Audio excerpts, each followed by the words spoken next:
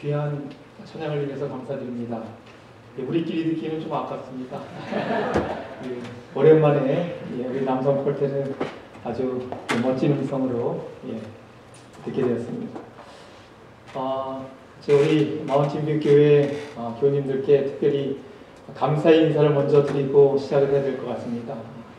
제가 이렇게 큰 사랑과 또 환영과 또 환대를 받아도 되나 싶을 정도로 우리 교우님들 환영해 주시고 또 매 저녁마다 함께 말씀으로 은혜 나눌 때 또 말씀에 집중해 주셔서 감사를 드립니다. 우리 주님의 놀라우신 사랑이 우리와 이 시간 함께 하시기를 간절히 바랍니다. 아멘. 우리가 창세기에 나타난 하나님의 사랑이라는 총 주제를 가지고 2017년 연말 기도주의를 보내고 있습니다. 우리에게 향하신 하나님의 사랑은 변함이 없으시죠? 네. 우리 모두가 고백하고 간증할 수 있는 그런 주제입니다. 특별히 이번 기간에 창세기 그 시작을 알므로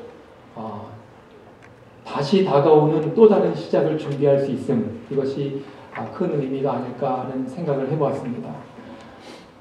오늘은 제목이 에녹의 동행입니다. 에녹 이야기를 좀 해보려고 합니다. 에녹 잘 아시죠? 제가 마음 가운데 특별히 배우고 싶고 닮기 원하는 그런 인물입니다. 여러분, 창세기 4장에 보면 4장 16절부터 이 마지막 부분부터 5장까지는 족보 이야기입니다. 4장에는 누구의 족보가 나와요? 가인의 자손에 관한 이 계보가 나옵니다. 그리고 5장에는 아벨이 죽은 다음에 대신해서 누가 났어요? 셋이 났죠. 그래서 이 셋을 통한 누구의 자손? 우리가 알고 있는 것처럼 아담의 자손에 대한 내용이 나와요. 근데 여러분 이미 읽어보셔서 아시겠지만 4장과 5장 가인의 자손과 아담의 자손은 큰 대조를 이룹니다. 아주 엄청난 대조를 이뤄요. 여기 가인의 자손들에 대한 설명이 창세기 4장 17절에 나오는데 뭐라고 이야기하는가 하면 가인이 성을 쌓고 그 아들의 이름으로 성을 이름하여 무엇이라 했더라? 에녹이라 하였더라. 이렇게 성을 쌓는 것을 시작으로 해서 육축 치는 자의 조상 누구예요? 그러니까 야발, 그렇죠? 그 다음에 수금과 청소를 잡는 자의 조상이 된 유발, 그리고 날카로운 기계를 만드는 자의 조상이 된 두발 가인.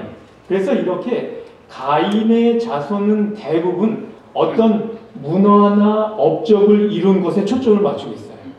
누구의 자손은? 가인의 자손. 여러분 이미 우리가 잘 아는 내용을 복습하는 거죠. 뭐 새로운 사항이 아니고 다 아시는 내용입니다. 이 부분을 부조화 선지자에는 이렇게 설명해요. 그는 누구예요? 가인은 에덴의 회복에 대한 약속도 버리고 죄로 저주받은 세상에서 자기의 소유와 즐거움을 얻으려고 여호와 앞을 떠났다. 그리하여 그는 이 세상 신을 숭배하는 많은 무리의 조상이 되었다. 그의 후손들은 단순히 세속적이고 물질적인 발전에 있어서는 탁월하였다. 그러나 그들은 누구에 대해서는? 하나님에 대해서는 무관심하였고 사람을 위한 하나님의 목적에도 반대하였다. 큰 문화나 업적은 이루었지만 가장 중요한 누구에 대한? 하나님에 대해서는 무관심했다. 그렇게 설명을 합니다. 여기에 비해서 아담의 자손들, 셋을 통해 주신 아담의 자손에 대한 설명에는 누가 뭘 했다거나 어떤 성과를 올렸다거나 또는 어떤 부류의 조상이 되었다 하는 식의 기록이 있어요? 없어요? 잘 읽어보시면 없어요. 특별히 4장 26절에 뭐라고 이야기하나 하면 셋도 아들을 낳고 그 이름을 에노스라 하였으며 그때 사람들이 비로소 누구의 이름을 불렀더라? 여호와의 이름을 불렀더라. 이렇게 이야기합니다. 하나님께 예배하고 그분의 말씀에 순종하는 사람들의 모습을 보여줘요. 누구의 자손이? 셋을 통해 주신 아담의 자손이에요. 그래서 이 부분도 부조화 선지자에 이렇게 설명해요. 그래서 하나님께 충성해온 아담의 자손들은 모두 안식일을 존중하였다. 우리가 지금 안식일 시간에 들어왔지요. 그러나 가인과 그의 후손들은 하나님께서 쉬신 그날을 존중하지 않았다. 그들은 여호와의 명백한 명령을 무시하고 노동과 쉼의 날을 그들 나름대로 정했다. 여러분 이 시대에도 이런 모습을 볼 수 있어요? 창세기의 이야기지만 여전히 반복됩니다. 여러분 우리가 6천년설을 이야기하잖아요. 그렇죠? 6천년설을 이야기할 때 너무나도 잘 아시는 것처럼 창세기 1장에서 11장까지를 2000년으로 봐요. 그렇죠? 그리고 아브라함이 나온 때부터 예수님 오실 때까지를 우리가 2000년을 봅니다. 그리고 예수님 때부터 지금까지를 약 2000년으로 봐요. 그래서 약 6000년이다 라고 이야기하는데 창세기 1장에서 11장까지의 내용이요. 결국에는 12장부터 성경 전체 지금까지도 연결되는 거예요. 우리가 첫 시간에 공부했지만 창세기의 주제가 뭐라고요? 하나님을 따르는 그들의 백성을 하나님께서 어떻게 보호하시고 인도하시며 축복하시는지, 그리고 하나님 없이 사는 사람들의 끝이 최후가 무엇인지, 이것이요 창세기 1장에서 11장까지의 내용이에요. 그 내용이 12장부터 그대로 언제까지? 지금까지요. 지금까지. 셋을 통해 주신 아담의 자손들은요, 무엇이 중요하고 무엇을 따르고 어느 분을 경배해야 될지를 알았던 사람들입니다. 가인의 자손과 셋의 자손을 비교해 보면요, 세상 즉 사람의 관점과 하나님 편에서의 관점이 어떻게 다른가 하는 것을 우리에게 직간접적으로 잘 보여주고 있다고 할 수 있어요. 뭐 이런저런 일을 이루고 성취해서 사람의 이름을 알리고 그런 것은 누구의 관심일까요? 네? 사람의 이름을 세상에 알리는 것 사람의 관심이에요. 솔직히 제가 이렇게 말은 쉽게 하지만 저도 거기에 대한 욕심이 있을까요? 없을까요? 있어요. 욕심 없다고 하면 제가 거짓말이죠. 저도 사람인데요. 그렇잖아요. 아, 신목사 뭐 계좌네, 신목사 뭐 잘. 거기에 대한 욕심이 솔직히 있어요. 이런 욕심, 이런 부분을 하나님께 주님, 제가 그런 것들 좀 해결하길 원합니다. 그 기도가 저에게 필요한 거예요. 우리의 삶입니다, 솔직히. 그런데 중요한 것은 이런 마음, 이런 욕심은 하나님의 관심이 아니라는 거예요. 사람의 관심이라는 겁니다.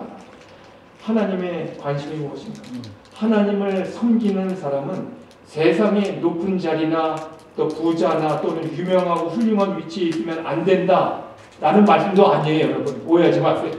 하나님 믿고 하나님 섬기는 사람들이 성취해야 되고요. 열심히 살아서 다른 사람들보다 훨씬 더 잘 돼야 되고요. 이런 것들이 필요합니다. 그런데 그런 성취의 중심에 누가 계셔야 하는가? 하나님. 제가 수요일부터 거듭거듭 말씀드리지만 그 성취의 중심, 그 중심에 자리 잡고 있는 것이 무엇인가? 누구인가? 여러분, 우리 하나님께 돌아갈 준비가 되어 있어야 된다는 사실이에요. 이게 바로 하나님께서 우리에게 갖고 계시는 관심입니다. 그 관심이에요. 여러분 뭐 하는 그림 같아요? 제가 구글에서 제가 이 그림을 찾고 여러 가지 그림들이 많았는데 그래도 가장 비슷한 그림이라 제가 뽑은 거예요. 이게 뭐 하는 그림 같아요? 혹시 아세요? 이게 저는 저만 해본 줄 알았는데 그리고 저는 남자분들만 대부분 해본 줄 알았는데 대부분 아시네요. 제가 어린 시절에 친구들과 놀이하던 제일 재밌게 놀던 것이 이거예요. 제가 다니던 인천중앙교회가 우리 인천중앙 안식일교회가 지금은 그 밑에 공터에 집이 하나 세워졌는데 제가 어릴 때까지만 해도 왜냐면 저희 집이 52번지고 교회가 54번지예요. 그러니까 바로 옆에가 교회였습니다. 근데 거기에 공터가 있는데 항상 아이들이 학교 갔다 오면 거기에 다 모여요. 그래서 이런저런 놀이하는데 제가 제일 좋아했던 놀이입니다. 말씀하신 것처럼 땅 따먹기예요. 땅 따먹기. 땅 따먹기 해보셨죠? 땅 따먹기 어떻게 하나요? 아주 조그만한 이 돌멩이로 내 구역을 만들고 손으로 퉁겨서, 그렇죠? 몇 번 만에 돌아와야 돼요? 3번 만에 내 자리로 돌아오면 그만큼은 뭐예요? 그만큼은 내 땅이 되는 겁니다. 그래서 열심히 하다 보면 다른 친구들의 땅도 따먹을 수 있어요? 거기까지 침범하면요, 다른 친구들 땅까지 그려갖고 그 땅은 내 땅이 되는 거예요. 정신 모르고 열심히 놀았던 기억이 선합니다. 그런데 여러분 재밌는 것은요, 아무리 많은 땅을 따먹고 그것이 내 것이 돼도요, 저녁 무렵에 어머니께서 변함없이 승기야! 왜냐면 제가 어디서 노는지 아시니까 저희 집에서 큰 목소리로 집에서 나와서 부르시면 제가 들려요. 동네가 뻔하니까. 저희 어머니 목소리가 또 승기야! 그렇게 부르시면 제가 어떻게 해요? 손을 털고 끝내야 돼요. 땅을 많이 딴 애들이나 적게 딴 애들이나 그 땅은 의미가 있어요? 없어요? 없어요. 아무 의미가 없습니다. 왜냐하면 엄마의 음성을 듣고 집으로 돌아가야 되기 때문에 아무리 열심히 놀다가도요, 니네 이거 내일 이어서 그렇게 얘기 안 해요. 그렇죠? 땅 많이 땄어도 그냥 손 털고 집으로 돌아갑니다. 생각해보세요. 땅은 많이 땄는데 친구의 땅까지도 다 뺏었는데 다 따먹었는데 나를 불러주는 어머니가, 그리고 또 내가 돌아가야 할 집이 없다면 어떨까요, 여러분? 여러분 만약 그렇다면 어떨까요? 땅이 있어봐야, 아무리 많아봐야 소용이 있을까요, 없을까요? 아무 소용이 없다는 거예요. 돌아갈 곳이 없는데 아무리 넓은 땅인들 우리에게 무슨 소용이 있겠습니까? 여러분 제가 지금 무슨 말씀 드리려고 하는지 잘 아시지요? 잘 아시잖아요. 하나님 없이 이루는 성취는, 세상에서의 성취는 그것이 아무리 위대하고 커다란 업적이라 할지라도, 사람들이 아무리 부러워한다 할지라도 결국에는 소용이 있다 없다? 없다는 거예요. 우리가 돌아가야 할 본향, 나를 사랑한다고 불러주시는 그 하나님의 음성, 이것이 없이는요, 이게 과연 무슨 소용인가? 이게 바로 가인의 자손과 셋을 통해 주신 아담의 자손, 이 두 족보를 비교하면서 우리가 얻을 수 있는 교훈이라고 저는 생각해 보았습니다. 업적 이루어야 돼요. 열심히 살아야 됩니다. 우리가 하는 일에 정말 열심히 해야 돼요. 그래서 기왕 하는 김에 안식교인들이, 재림교인들이 이렇게 뛰어나다 하는 걸 보여줘야 됩니다. 하지만 그럼에도 불구하고 그 안에 누가 꼭 계셔야 된다? 하나님이 계셔야 된다. 여러분, 창세기 4장 23절에 라멕의 시가 나옵니다. 아마 많이 보셨을 거예요. 가인의 계보에서는 살인과 전쟁을 볼 수 있어요. 특별히 가인의 5대 손인 라멕에 이르러서 그 절정에 이릅니다. 그것이 이 시예요. 이 라멕의 시는 정확한 의미를 확인하기는 좀 어려워요. 뭐 이런저런 뭐 이야기들도 있고 대부분 뭐 이 시를 해석하는 게 한쪽으로 가긴 하지만 그럼에도 불구하고 여러 학자들이 그럼에도 불구하고 아직까지는 불확실하다라고 이야기하는데 라멕이 아내들에게 뽐내는 표현이 나옵니다. 그렇죠? 24절에 특별히 보면 거기 내가 뭐했고 사람을 죽였고 나의 상함을 인하여 소년을 죽였도다. 가인을 위하여는 벌이 7배일진데 라멕을 위하여는 벌이 몇 배다고요? 77배라고요. 가인을 위해서는 벌이 7배인데 라멕을 위해서는 벌이 77배라고요. 나 이렇게 센 사람이라고요. 그거 지금 자랑하고 있는 겁니다. 살인을 자랑스럽게 노래하는 거예요. 누구의 자손이? 가인의 자손이. 그런데 5장에 가면 아담의 7대손이 드디어 등장하는데 누군가 하면 누굴까요? 에녹입니다. 에녹이에요. 가인의 자손과 셋의 자손을 잘 비교해 보면 창세기를 기록한 저자의 의도를 우리가 조금 엿볼 수 있어요. 여러분, 제가 거듭거듭 수요일부터 말씀드리는데 성경 기자들이 하나님의 음성을 듣고 우리가 흔히 inspiration and revelation 이렇게 얘기하죠. 그냥 딕테이션 한 게 아니라 그 하나님의 음성을 듣고 하나님의 어떤 영감을 통해서 기자들이 성경을 썼다. 우리가 잘 아는 겁니다. 성경이 어떻게 기록되는가를 공부할 때. 그런데 이 저자가 가지고 있는 관심이 결국엔 누구의 관심이라고요? 우리 하나님의 관심이다라고 말씀드렸어요. 저자의 의도를 우리가 엿볼 수 있는데 가인의 자손인 라멕은 자기의 죄와 잔인함을 모른 채 떠벌리고 자랑하는 식으로 그렇게 했는데 아담의 자손인 에녹은 어떤 사람이었는가? 여러분, 에녹을 우리가 흔히 뭐라고 얘기해요? 예? 뭐라고 해요? 하나님과 동행하며 살았던 사람. 그렇죠? 그래서 우리가 좋아하는 찬미에도 주여 옛날 누구처럼? 에녹같이 주와 동행하기 원합니다. 우리의 노래입니다. 하나님과 동행하며 살았던 사람 에녹이에요. 여러분, 4장 마지막, 근데 이 에녹을 우리가 공부하기 전에 4장 마지막 부분에 나오는 가인의 후손들과 5장에 나오는 아담의 계보에 대한 내용을 잘 읽어보면요, 같거나 비슷한 이름들이 많이 등장해요. 이름들이 비슷합니다. 여기 가인의 후손이 나오고 아담의 후손이 나오는데 가인의 후손 가운데 또 에녹이 있어요. 여러분 뭐 창세기 많이 읽어보셨잖아요. 에녹이 등장합니다. 또 라멕이 있고요. 근데 아담의 후손에도 에녹이 있고요, 라멕이 있어요. 이름을 혼동하시면 안 돼요. 몇몇 분들이 저한테 와서 이제는 창세기 읽으면서 목사님 이름이 이런데요 라고 하는데 우리가 뭐 잘 아는 바처럼 같은 이름은 같지만 같은 사람은 아니에요. 또 누가 나와요? 이라시 나오고요. 무야엘이 나오고요. 무드사엘이 나옵니다. 야리, 마할랄렐, 무드셀라. 좀 이름들이 어때요? 좀 비슷하죠? 이런 이름들과 비슷한 이름들이 계속. 그런데 아셔야 될 것은 동일한 인물은 아니에요. 이름은 같다 할지라도. 특별히 많은 사람들 가운데 혼동하는 이름이 4장에 나오는 에녹과 5장에 나오는 에녹입니다. 근데 이 똑같은 사람이 아니라는 사실이에요. 분명히 다른 사람입니다. 이름이 같거나 비슷하다.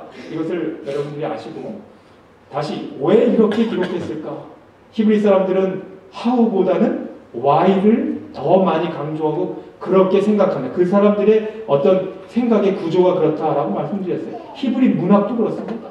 그런데 여기 왜 이렇게 기록했을까? 창세기 저자의 이 의도를 우리가 알수 한 번쯤은 생각해 봐야 되는데, 앞에서도 말씀드린 것처럼 4장과 5장은 가인의 자손과 셋을 통한 아담의 자손을 비교하고자 하는 의도를 엿볼 수 있는데, 이 비교의 핵심을 우리가 이렇게 생각해 볼 수도 있다는 거예요. 한번 이런 방향으로 생각해 보자는 겁니다. 이름이 비슷해도, 생긴 게 비슷해도, 눈, 코, 입 다 갖고 있어도, 그렇죠? 우리가 대부분 좀 비슷한 방식으로 살아가도, 그럴지라도 삶의 목적, 삶의 의미, 삶의 내용, 삶의 심지어는 결과는 판이하게 다를 수 있다는 거예요. 다 비슷하게 생긴 것 같고 비슷하게 사는 것 같지만 삶의 목적, 의미, 내용, 심지어는 결과가 다를 수 있다는 사실입니다. 여러분, 저는요, 성경을 읽으면서 좀 두려운 사실들이 있어요. 성경이 말하는 두려움입니다. 성경에서 이야기하는 두려움이 좀 있어요. 제가 늘 마음속에 갖고 있는 두려움이에요.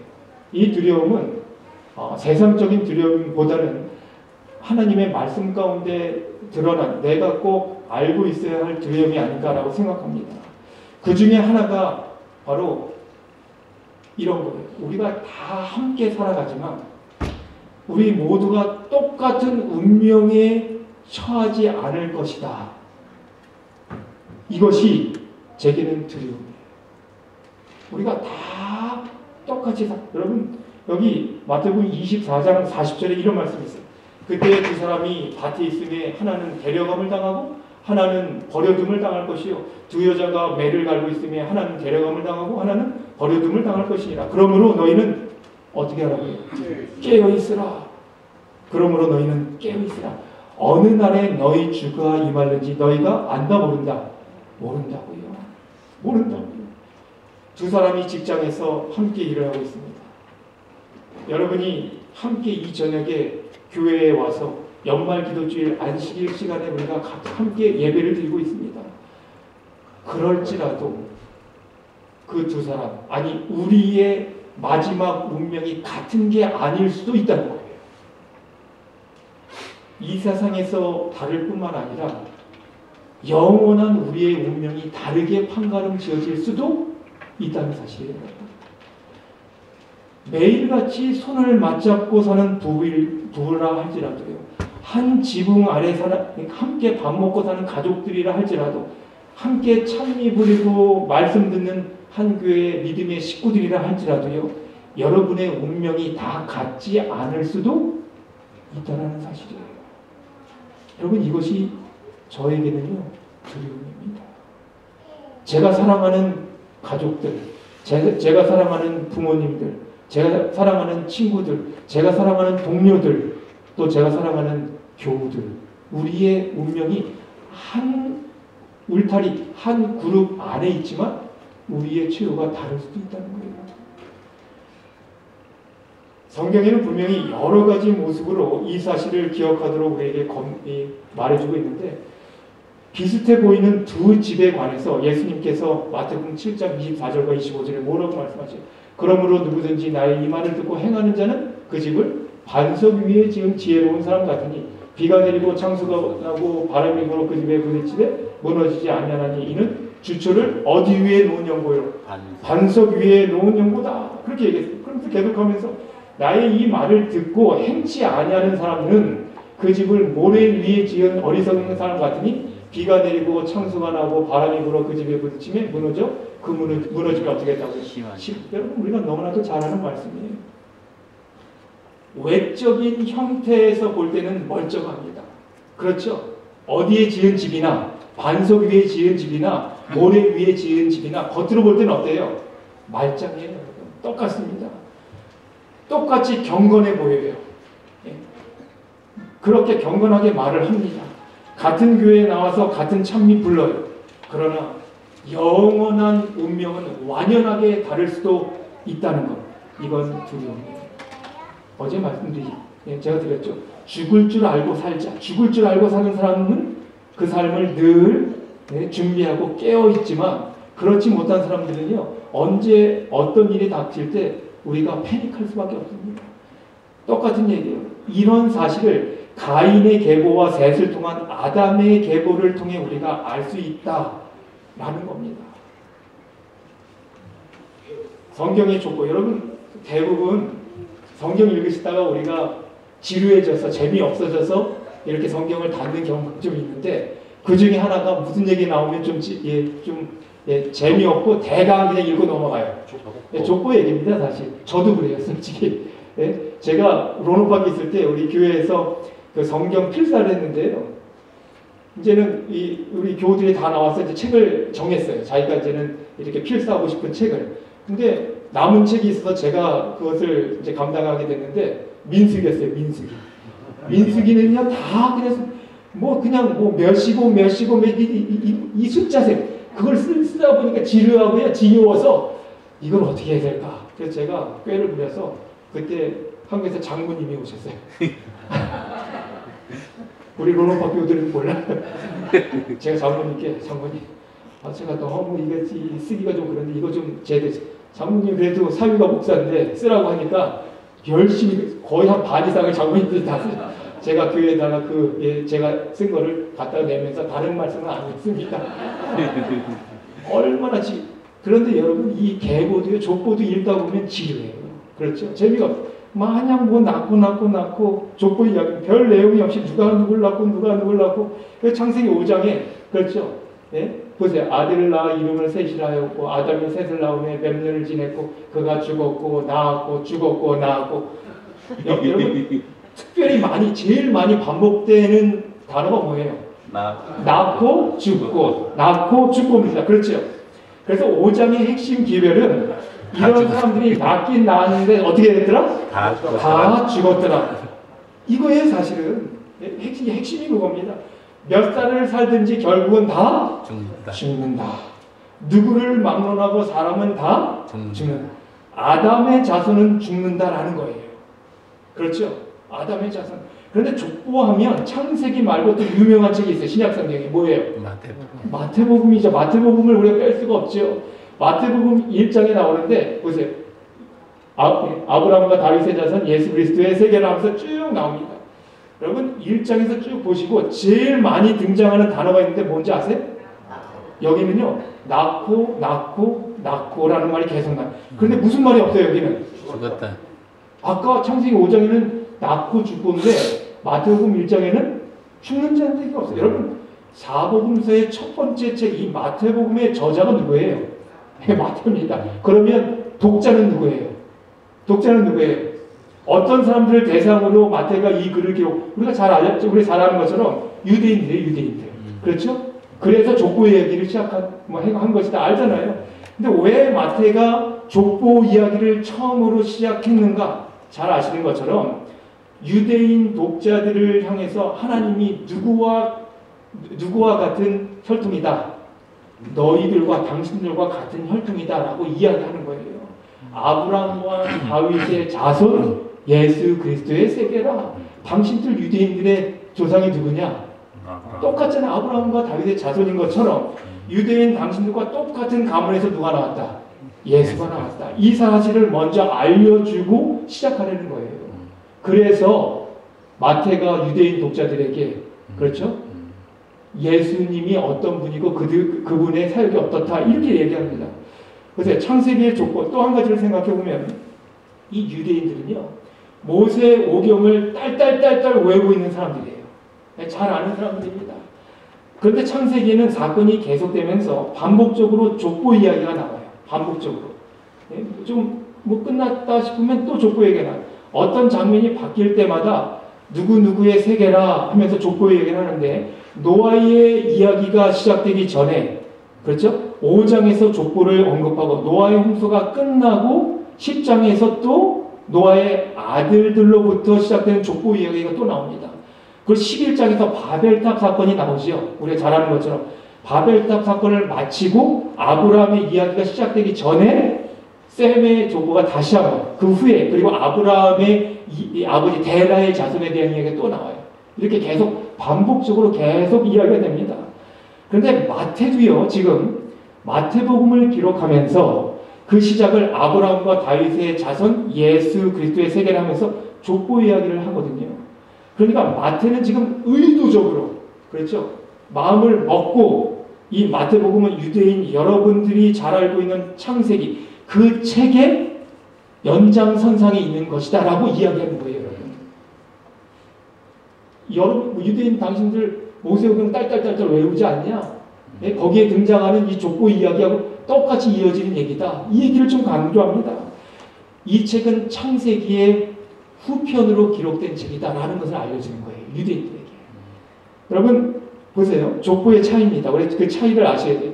창세기와 마태복음에 나오는 족보의 차이가 있는데 한 가지 차이점을 발견할 수 있어요. 이미 파악하셨죠? 아까 창세기 5장에서는 다 대부분 죽고 낳고 하는데 더 자세히 읽어보시면 죽고가 더 많아요. 제일 많아요. 낳고도 나오지만 죽고 죽었다라는 얘기가 되게 많이 나옵니다. 근데 마태복음에는 죽고라는 말이 없어요. 왜 그런가? 여기는 낳고 낳은 사람들도 결국에 다 죽었어요? 안 죽었어요?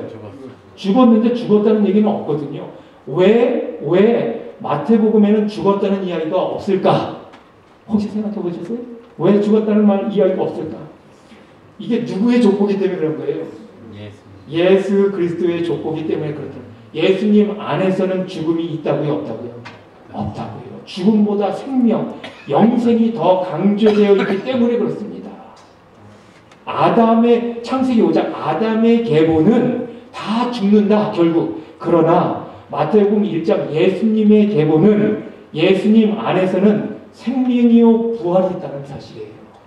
다 죽는 것 같지만 우리가 그 죽음은 영원한 죽음이 아니라는 사실을 확실하게 꼬집고 그 다음에 넘어가는 겁니다.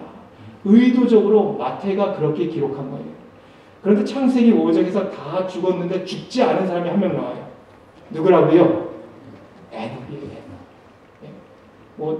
우리가 짧은 시간 동안 에녹에 대한 이야기를 죽음을 맛보지 않은 사람 에녹 이야기를 좀 해봅시다. 창세기 5장 24절에 에녹이 하나님과 동행하더니 하나님이 그를 데려가심으로 세상에 있지 아니하였더라. 왜 죽지 않았다고요? 죽지 않은 이유가 뭐예요? 하나님과 동행했기 때문에. 그렇잖아요. 하나님과 동행했기 때문에. 목사님, 하나님께서 에녹이 죽은 다음에 데려가신 건 아닐까요? 죽은 다음에도 데려가실 수 있어요. 거기에 대한 내용은 우리가 잘 알잖아요. 에녹이 살아있을 때 데려가신 걸 어떻게 하나요? 여러분 기억을 더듬으시면 이 구절이 나오죠. 히브리서 11.5절에 믿음으로 에녹은 무엇을 죽음을 보지 않고 옮겼으니 하나님이 저를 옮기심으로 다시 보이지 아니하니라. 그렇죠. 분명히 그렇죠. 죽기 전에 데려가신 거죠. 그런데 우리를 궁금하게 만드는 또 한 가지 궁금점이 있어요. 그게 뭔가 하면 그렇다면 왜 데려가셨을까? 그렇잖아요. 이유가 있으셔야 되잖아요. 아니 하나님께서 에녹을 왜 데려가셨을까? 누구도 안 데려가셨는데 그 전에 있었던 믿음의 또 그 후에 있었던 또 믿음의 또 여러 선조들이 있는데 왜 에녹만 데려가셨을까? 왜 하나님께서 에녹을 데려가셨을까? 단지 동행했다는 이유만으로 데려가셨나? 여러분 성경은 특별히 창세기는 그 이유를 우리에게 이렇다 저렇다 설명을 안 합니다. 그런데 정확한 이유를 설명하지는 않지만 히브리서 11장 5절 후반부를 통해서 그 실마리를 조금은 찾을 수가 있어요. 실마리. 보세요. 데려가신 이유. 우리가 앞에 읽었죠? 저를 옮기심으로 다시 보이지 아니하니라. 저는 옮기우기 전에 누구를 기쁘게 하는 자라? 하나님을 기쁘게 하는 자라는 증거를 받았느니라. 한 가지 분명한 사실은 에녹이 365세 되었을 때 하나님께서 그를 데려가셨는데 그 이유가 이 구절을 통해서 알 수 있는 것은 에녹이 누구를 기쁘게 하셨다? 여러분 우리가 하나님 기쁘게 하는 거 의미 있는 일입니다. 우리가 하나님 기쁘시게 만드는 그렇게 할 수 있는 삶을 살아야 돼요. 누구처럼? 에녹처럼 하나님을 기쁘시게 했다라는 사실. 그런데 또 한 가지 자꾸만 저는 이 왜를 생각하면서 말씀을 읽었어요. 왜 에녹이 하나님과 동행했을까? 여러분 왜 하나님과 동행했을까? 이것도 좀 궁금하다라는 생각이 들었어요. 왜 에녹은 하나님과 동행했을까? 그것도 여기 보니까 몇 세가 되었을 때 동행을 시작한지 아세요 여러분? 여기 보죠. 5장 21절에 에녹은 몇 세에? 65세 무드셀라를 낳았고 무드셀라를 낳은 후에 몇 년을? 300년을 하나님과 동행하며 자녀를 낳았으며 이 구절을 통해서 우리가 알 수 있는 사실 한 가지는 뭔가 하면 에녹이 무드셀라를 낳은 후에 그렇죠? 몇 년을? 300년을 하나님과 동행했다라는 거예요. 그렇죠? 여러분 여기까지 이해하시죠? 65세에 시작을 했고 그 다음에 어떻게 해요? 몇 년 동안? 300년을 하나님과 동행했다. 에녹이 하나님과 동행한 이유가 무드셀라를 낳은 것이 계기가 된 것이 아닐까 한번 생각해 볼 수 있을까요? 왜냐하면 무드셀라를 낳고 그 다음에 동행을 시작했거든요. 그렇잖아요. 혹시나 무드셀라 낳은 게 하나님과 동행하게 된 뭔가 이유가 되지 않을까? 여러분 이런 추측을 해볼 수 있을까요? 이게 억측일까요? 아니면 가능한 추측일까요? 그렇잖아요. 딱 시간이 맞아 떨어지니까. 그렇잖아요. 그 제 얘기가 아니라 성경이 어떻게 이야기하는지 한번 보셔야 돼요. 여러분 무드셀라가 누구예요? 우리가 무드셀라를 어떻게 알겠어요? 세상에서 제일 오래 산 사람. 그렇죠? 몇 년 살았다고요? 969년 무드셀라. 그런데 그 이름의 의미를 제가 찾아봤더니 우리 제7일 예수제일교회 성경 주석에는 그냥 그렇게 간단하게 나왔어요. 그 이름의 의미가 불확실하다 이렇게 나왔어요. 그래서 다른 주석들, 뭐 그랜 주석이나 뭐 여러 다른 주석들을 찾아봤더니 학자들이 이야기하는 게 좀 의견이 다르지만 무드셀라라는 그 이름을 한번 봤더니 창 던지는 자, 병기를 든 사람, 그가 죽으면 심판이 온다. 이런 의미들이 있어요. 이런 의미들을 쭉 나옵니다. 이런 의미로. 보세요. 그가 죽으면 심판이 온다. 이렇게 해석을 하는데 잘 보자고요. 많은 성경학자들이 해석이 무드셀라가 혹시 죽었을 때 심판이 보내졌을 것이다. 만약에 무드셀라의 이름의 의미가 그가 죽으면 심판이 온다라는 그런 의미가 있다면 무드셀라가 죽었을 때 무엇이 온다고요? 심판. 무드셀라가 죽었기 때문에 여기서 말하는 심판은 어떤 심판일까요? 홍수겠죠, 홍수. 그 다음에 오는 이야기가 홍수 이야기니까. 그래서 이런 심판이 올 것이라는 메시지를 에녹이 어쩌면 받았을 것이다. 그렇죠? 무드셀라가 죽었을 때 죽으면 이제 심판이 올 것이다 하는 그런 어떤 계시를 받지 않았을까? 그렇게 이야기해요. 보세요. 무드셀라가 죽으면 심판이 올 것이다 라는 메시지를 에녹이 받았을 것이다. 제가 첫 시간에 말씀드렸지만 창세기는 무엇을 가지고 읽으면 더 이해가 쉽다?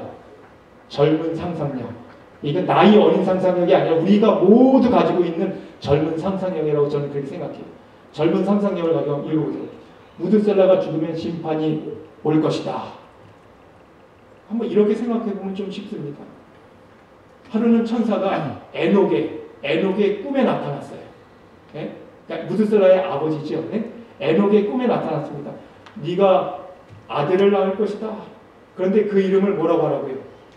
무드셀라라고 하라. 한번 그렇게 생각해보자고요. 왜 그렇게 합니까? 물었어요. 왜냐하면 그가 죽은 다음에 뭐가 올 것이다? 심판이 올 것이다. 그리고 다음날 일어나 보니까 아내가 임신을 했어요. 아이를 가졌어요. 그리고 시간이 지나서 무드셀라를 낳았습니다. 그때부터 에녹의 마음이 어떨까요, 여러분? 만약에 내 아들을 낳을 건데 그 아들이 죽으면 어떻게 될 것이다? 심판이 올 것이다.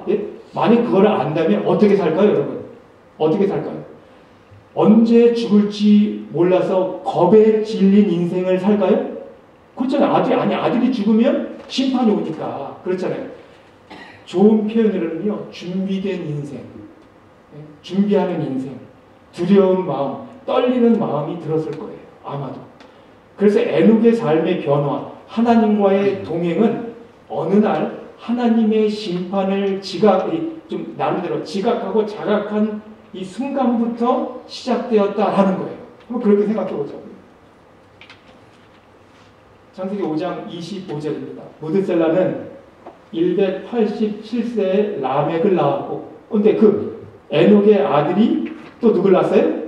아들 라멕을 낳았습니다. 그래 5장 28절에는 라멕은 182세의 아들을 낳고 이름을 뭐라고 했다고요? 노아라고 했습니다. 그렇죠? 그러면 여러분 노아하고 무드셀라는 어떤 관계예요? 예? 여기 보세요. 에녹이 무드셀라 낳고 무드셀라가 라멕 낳았고 라멕이 노아 낳았으면 무드셀라하고 노아는 어떤 관계입니까? 할아버지하고 손주잖아요. 네. 그렇잖아요. 네. 할아버지하고 손주입니다. 그래서 다시 한번 정리하면 잘 따라오셔야 돼요. 노아가 태어났을 때 무드셀라의 나이가 어떻게 되는가? 에녹이 무드셀라를 낳았는데 무드셀라가 187세에 누굴 낳았어요? 예? 라멕을 낳습니다. 라멕이 182세에 누굴 낳았다고요? 노아를 낳았어요. 노아가 태어났을 때 무드셀라의 나이가 몇 살일까? 요거하고 요걸 더하면 되니까. 그렇죠? 몇 살이에요? 369세예요. 369세예요. 노아가 몇 살 때 홍수가 시작되었나? 한번 우리가 보면 압니다. 예, 여러분 무드셀라가 몇 살까지 살았다고요? 969세예요. 그러면 노아가 몇 살 때 홍수가 시작된지 한번 볼까요? 노아 몇 세 되던 해? 600세 되던 해 2월 곧 그달 17일이라 그날에 큰 기쁨의 샘들이 터지며 하늘의 창들이 열렸다 이렇게 되었습니다. 보세요. 노아가 60세 되던 해는 무드셀라가 몇 살 되던 해예요? 예? 969세. 여러분 여기 나오잖아요. 산수가. 그렇죠? 산수 쉽게 나오죠. 그렇죠? 그러니까 노아가 600세 되던 해에는 무드셀라가 몇 세 됐다고요? 969세예요. 노아가 태어났을 때 무드셀라의 나이가 300 몇 살이요? 69세였으니까 300 더하기 369 더하기 600 하면 969세입니다. 그해 2월 17일 바로 그날에 노아의 홍수, 심판이 시작되었어요? 심판이 시작됩니다. 그러니까 무드셀라가 죽었을 때 심판이 보내졌을 것이다. 보내졌어요? 안 보내졌어요? 그대로 보내졌어요. 그 심판이 뭐라고요? 홍수라고요.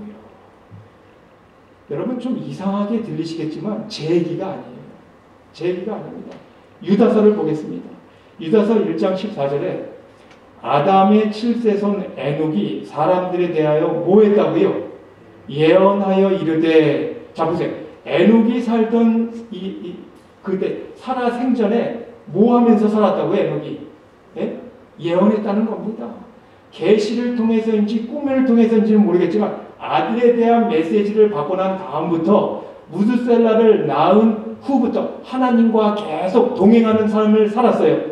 하나님과 동행했다라고 하는데 동행했다라는 표현이 뭔지 아세요? 여러분 동행이라는 말이 뭐예요? 아모스에 보면 동행이라는 말이 나와요. 여기 뭐라고 나오냐면 두 사람이 의합치 못하고는 동행할 수 있다 없다? 없다고요. 두 사람이 의합치 못하고요 어찌 동행할 수 있겠느냐? 여기 동행이라는 말, 예, 의합이라는 말에 나오는데 두 사람이 의합, 뜻의, 그게 뭐예요? 합할, 예, 합해질, 일치할, 합. 그래서 서로 일치할 때 가능한 게 뭐예요? 그게 동행입니다. 이 동행은 누가 제일 많이 해요? 이 땅에서. 예? 어떤 사람들이? 부부잖아요, 부부.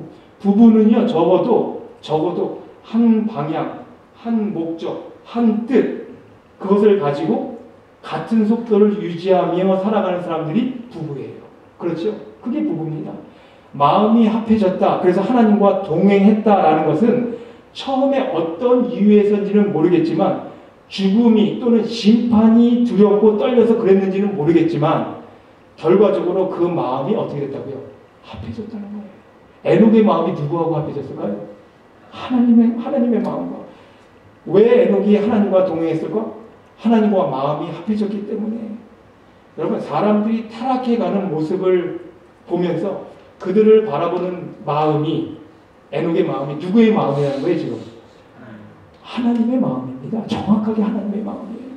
그분의 마음이 이 극률함, 마음, 하나님의 마음 때문에 극률함, 그 극률함이 깊어지는 거예요. 아, 저 사람들 저렇게 살다가는 허무하게 죽을 텐데 참 안 되는, 저 사람들이 기왕이면 하나님의 뜻대로 좀 살았으면 좋을 텐데, 그런 마음이 간절해지다 보니까 뭐 하기 시작했어요? 예언했다는 거예요. 그렇게 살지 말라고 예언하기 시작합니다. 유다서 1장 14절 15절에는 심판을 선포한 선지자라고 예언자라고 유다서에서 말하는데, 특별히 보세요. 아담의 7세손 에녹이 사람들에 대하여 예언하여 이르되 보라 주께서 그 수만의 거룩한 자와 함께 임하셨나니 이는 무 사람을 심판하사 모든 경건치 않은 자의 경건치 않게 행한 모든 경건치 않은 일과 또 경건치 않은 죄인의 주께 거스려 한 모든 강박한 말을 인하여 저희를 정죄하러 하심이라 하였느니라. 누가 이런 얘기했다고요 지금? 예? 에녹이요. 여러분 무드살라의 뜻이 뭐라고요? 그가 죽으면 심판이 온다. 그리고 말씀대로 정확히 그가 죽던 해에 심판이 왔어요. 홍수가 났습니다. 놀라운 예언의 성취예요. 예언의 성취입니다. 그런데 우리는 여기서 놀라운 성경의 비밀 한 가지를 발견할 수 있어요. 이 사실을 발견해야 됩니다. 그게 뭐냐 하면 무드셀라의 수명이에요. 수명. 무드셀라의 수명. 왜 에녹은 이토록 오래 살았을까? 왜 오래 살았어요 여러분? 이 정도면 우리가 유추할 수 있죠. 왜 오래 살았을까? 왜 하나님은 그를 그토록 오래 살게 했을까? 누구를? 에녹이 아니죠. 누구를? 무드셀라. 제가 잘못했습니다. 왜 무드셀라를 그토록 오래 살게 했을까? 왜 그럴까요, 여러분? 왜요? 기왕이면 오래 살아야 뭐가 늦게 와요? 예? 심판이 늦게 오잖아요, 여러분. 제가 오늘 제목을 뭐라고 붙였어요? 예? 오늘 제목이 뭔지 아세요? 에녹의 동행인데 내일 제목이 뭔지 아세요? 내일 은혜의 홍수예요. 내일도 말씀드리겠지만 저는 홍수를 은혜라고 읽습니다. 심판인데 그 심판이 은혜랍니다. 에녹의 동행과 제가 그래서 은혜 노아를 홍수를 은혜로 이야기하는 사람이 있는가? 별로 없는 것 같아요. 제가 너무 억지로 푸는 게 아니라 좀 염려는 돼요. 근데 저는 그렇게 읽고 싶었어요. 한번 그렇게 보고 싶었습니다. 하나님의 오래 참으심, 무드셀라를 오래 살도록 하신 이유는 그분의 오래 참으심이 있다는 거예요. 여러분 그런데 그분의 마음이 우리 주님의 마음이 한 사람이라도 더 돌아오게끔 그렇잖아요. 한 사람이라도 더요. 끝까지 참아주시다가 여러분 사랑이 오래 참는 거예요? 아니면 이 시기가 없을 만큼 참는 거예요. 그 사랑은요 오래 참는 거라고 나와 있죠. 사랑은 오래 참는 겁니다. 오래 참으세요. 오해하지 마세요. 우리가 어떤 오래 참아야 되겠지만 끝까지 아주 참는 건 아니에요. 누군가가 잘못하고 있고 죄에 빠져 있고 어려움에 빠져 있을 때 가서 권면해주고 사랑으로 보듬어주고 끝까지 가야겠지만 이야기해야 될 때가 있으면 어떻게 돼요? 사랑의 마음으로 권면해야 됩니다. 끝까지 참는 게 아니에요. 오래 참는 것이지. 그러므로 이 무드셀라의 오랜 수명은 그 시대를 향한 누구의 마음이 그 안에 담겨 있어요. 우리 하나님의 마음이 그 속에 오래 참으시는 하나님. 그래서 뭐라고 얘기해요? 여러분 잘 아시는 말씀이잖아요. 주의 약속은 어떤 이에 더디다고 생각하는 것까지 더딘 게 아니라 오직 너희를 대하여 오래 참으사 아무도 멸망치 않고 다 회개에 이르기를 원하는 그 이유라는 거예요. 오래 참으시는 이유가 바로 그 이유입니다. 한 사람이라도 더 돌아오기를 원하시는 그 간절한 마음이에요. 창세기 5장에요. 아담이 나오고요. 셋이 나오고 한번 여기에 나와 있는 이 수명을 잘 보세요. 930세, 912세, 905세, 910세, 마할랄렐은 895세, 962세, 969세. 근데 에녹은 몇 살까지 살았어요? 예? 에녹은 몇 살이에요? 여러분 다 900세까지 사는데 365세 많이 살았다고 하면 오래 산 거예요? 아니면 일찍 죽은 거예요? 지금으로 따지면 오래 살았지만 900세, 평균 나이 900세에 비하면 365세는 아주 짧은 인생입니다. 왜 에녹을 하나님께서 이렇게 일찍 데려가셨을까? 365세라는. 우리가 성경을 유심히 잘 살펴보면 알 수 있는데요. 에녹의 나이는 당시의 나이에 비하면요. 젊은 나이에 생을 맞춘 겁니다. 젊은 나이에. 여러분 부조화서 기자에는 이렇게 이야기해요. 지상에서 그가 없어졌다는 것이 느껴졌다. 누가 없어졌어요? 에녹이. 날마다 들려오던 그의 경고, 그가 예언했으니까 그렇죠. 그의 경고와 교훈의 음성은 없어졌다. 악인과 의인 양편에서 그가 지상을 떠나는 장면을 목격한 사람들이 있었다. 물론 목격한 사람들이 있었어요. 근데 다 봤을까요, 여러분? 다 보지는 못했어요. 우리가 예수님 재림하실 때 다 보겠지만 에녹이 올라가는 거, 의인들도 악인들도 에녹이 올라가는 걸 본 사람들이 있었지만 다 보지는 못했습니다. 그런데 갑자기 어느 날 에녹이 사라진 거예요. 사람들이 뭐라고 얘기할까요? 사람들이 뭐라고 얘기할까요? 에녹을 보면서 에휴, 맨날 이상한 소리 하다니, 맨날 이상한 소리 하고 다니다가 결국에는 어디론가 그냥 사라져버렸네. 사람들 그렇게 생각할 수 있을까요? 없을까요? 그렇게 생각할 수 있습니다. 그런 식으로 우리 식으로 따지면 20세 초반에 그냥 요절한 거예요. 일찍 그냥 간 겁니다. 조금 더 써서 뭐 30대, 30세. 어느 날 갑자기 사라진 거예요. 사람들이 조소와 비아냥을 아마 했을 거예요. 맨날 쓸데없는 얘기하다가 저렇게 없어졌다. 그렇다면 하나님은 에녹을 조금 더 살게 하고 나서 그 다음에 데려가시지 왜 그렇게 젊은 나이에 그를 데려가셔야만 했을까? 왜 그러셨을까? 우리가 가질 수 있는 의문과 궁금증. 저는 이게 좀 궁금했어요. 조금 더 쓰시지. 기왕이면 좀 평균 나이에 맞게 비슷하게 왜 그랬을까? 그런데 여러분 이런 생각조차도요 세상적인 죄악된 세상에 길들여져 있는 우리 인간들의 생각이라는 거예요. 제가 너무 세상 생각에 빠져 있었다는 거예요. 부조화 선지자는 이렇게 이야기합니다. 그 세대 사람들은 금, 은, 보석을 모으거나 이 땅에서 소유물을 축적하는 데 관심을 두지 않는 에녹의 어리석음을 조롱하였다. 그러나 에녹의 마음은 영원한 보화에 있었다.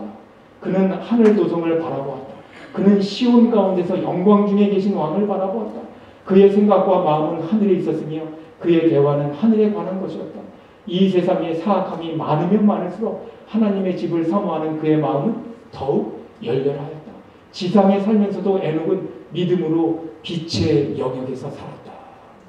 여러분, 저는 사랑하는 믿음의 식구들, 우리 가족들, 제가 아는 분들이 장수하길 원합니다. 근데 그렇지 않고 열심히 믿음 안에서 사시는데 일찍 돌아가시는 분들이 계셔요.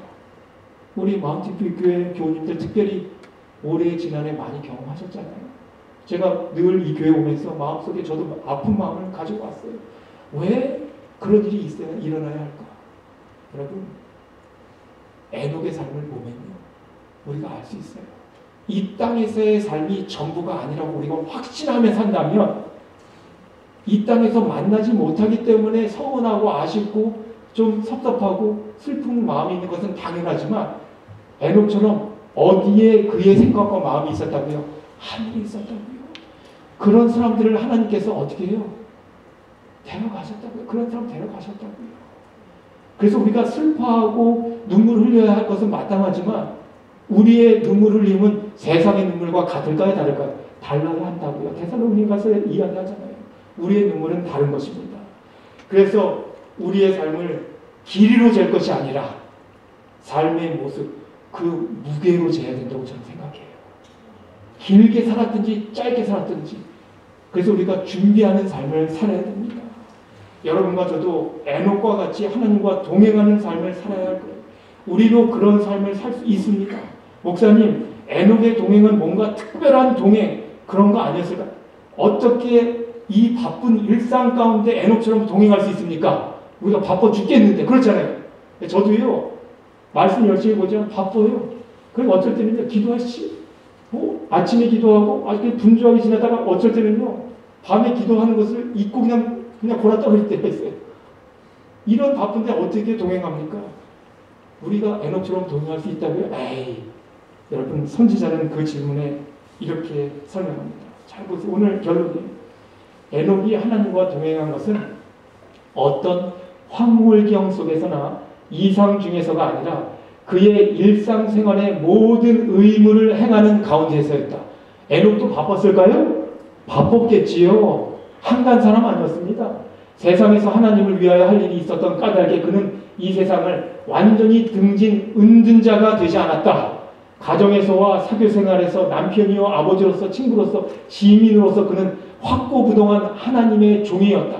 활동적인 생활 가운데서도 에녹은 하나님과의 교통을 꿋꿋이 유지하였다. 그의 사업이 더 커지고 더 분주하게 되면 될수록 그는 더 부단히 그리고 열렬히 뭐 했다고요? 기도했다고요. 빌 하이벨스 목사님의 책처럼 너무 바빠서 뭐 한다고요? 기도한다고. 그 책 제목이 그거예요. 너무 바빠서 기도하는 이나예요. To be, not to pray. 너무 바빠서 기도한다는 거예요. 에녹이 하나님과 동행하며 맛본 그 기쁨은 정말 짜릿하고 행복한 세상 그 무엇과도 바꿀 수 없는 것이었다고 저는 확신합니다. 그가 맛본 그 맛을 짧은 삶이었지만 맛봤어요. 그리고 하나님께 충성된 사람으로서의 자리매김을 하고 갔습니다. 구원의 감격을 맛본 사람들이야말로 그 맛의 가치를 알 수 있을 거예요. 좋은 것도 내 것이 될 때 좋은 거지요. 그렇지 않으면요, 여러분 아무것도 아니에요. 쓸모가 없는 거예요. 구원의 감격도 마찬가지예요. 그 구원의 감격이 여러분의 것이 되기를 간절히 바랍니다. 주변에 있는 사람의 것이 아닙니다. 마치 에녹이 주변 사람들은 금은 보아 이 금은 보석을 정말 모으는 일에 정말 열중이었지만 이 땅에서의 소유물을 축적하는 것에 관심을 두고 우리도 그렇게 살지만 그럼에도 불구하고 우리의 주된 관심사는 누가 되어야 된다고요? 우리 하나님이요. 예수님이어야 된다는 사실입니다. 여러분 미션 출입 어떤 사람들이 가는지 아시죠? 예, 미션 출입 뭐 여러분들도 가잖아요. 어떤 사람들이 가요? 가본 사람들이 가거든요. 구원의 감격을 느껴본 사람들이 그것에 대해서 사람들한테 이야기하는 겁니다. 이게 신앙의 시스템이에요. 예배의 축복을 누려본 사람들이 하나님께 나와서 예배하는 거예요. 그런 분들이 금요일 저녁에 나와서 예배합니다. 기도가 하나님의 백성의 살 길인 것을 아는 사람들이 기도하게 되어 있어요. 이것은요, 신앙의 믿음의 원어원이에요. 우리가 이것을 놓치고요, 이것이 점점 우리의 삶 가운데서 흐려지고요, 잊혀질 때 우리의 믿음은요, 점점 하나님으로부터 멀리 떨어지는 거예요. 그래서 이 구원의 감격이 우리 가운데 분명히 있어야 됩니다. 이것을 아직 발견하지 못한 사람들에게 우리가 다가가야 돼요. 사랑으로. 저는요, 마운틴 교회 오늘도 제가 장로님들과 목사님께 말씀드렸지만 모범적인 교회라고 저는 오래전부터 확신하고 있어요. 뭐 제가 이 교회에 와서 설교하니까 그냥 여러분들 기분 좋으라고 드리는 말씀 아니에요. 만약 그렇다면 제가 좀 시시한 사람이죠. 제가 솔직하게 이 마운틴 교회를 약 9년 전부터 10년 전부터 보면서 이 교회가 적어도 이 지역에서 모범된 교회로 모본이 되는 교회로 끌어가는 교회고 지금도 그런 마음에는 제가 조금도 의심이 없습니다. 우리 임정 목사님하고 대화 나눌 때마다 제가 많이 배워요. 목사님 갖고 계신 비전을 보면서 내가 이런 부분을 좀 따서 배워야겠다 이런 생각을 합니다. 오늘도 저에게 그런 말씀을 주셨어요.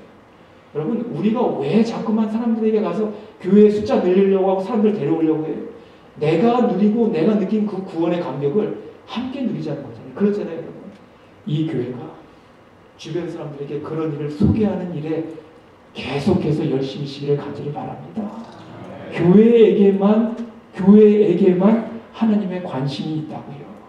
그 일에 여러분과 제가 부름을 받았어요. 에녹이 누린 동행의 축복을 여러분과 제가 동일하게 누리게 되기를 간절히 바랍니다.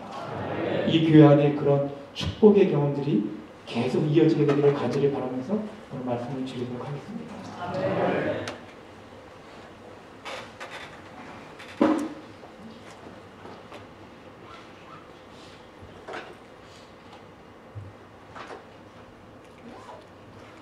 감사합니다, 목사님. 우리 잠시 한 3분에서 5분 정도 각자 개인 기도하는 시간을 갖겠습니다. 불 좀 꺼주시기 바랍니다.